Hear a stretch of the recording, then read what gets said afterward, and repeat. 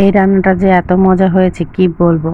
এটা হচ্ছে ডাঁটা, বরবটি আর ২ প্রকার আলু, মিষ্টি আলু, গোল আলু দিয়ে রান্না করা হয়েছে এই রুই মাছটি। এটা অনেক খেতে মজা হয়েছিল। তো আমি সামান্য একটু পেঁয়াজ বাটা, রসুন বাটা আর জিরা বাটা দিয়ে সুন্দর করে এটাকে কষিয়ে নিয়েছি। এটা কষানো হয়ে গেলে আমি একটু সিদ্ধ করার জন্য হালকা সামান্য একটু পানি দিয়ে দেবো।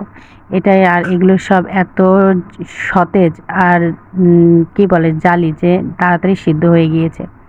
তো যাই হোক, এটা পানি টেনে আসলে পরে আমি হচ্ছে এর সাথে দিয়ে দেবো ঝোলের পানি। আর রুই মাছগুলো, বড় বড় রুই মাছগুলো, ওগুলো আমি ভেজে আলাদা রেখেছি। এই যে দেখেন, আমি ঝোলের পানিটা দিয়ে দিলাম।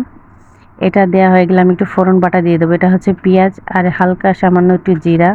এটাকে সুন্দর করে ভেজে বেটে নিয়েছি। আর এই দেখেন, তরকারির উপর দিয়ে দিলাম এবং মাছগুলো যেগুলো ভাজা ছিল, এই ভাজা মাছগুলো আমি এর উপর দিয়ে সুন্দর করে মিশিয়ে দেব। ব্যাস, সামান্য সহজভাবে রান্না করে নিয়েছি।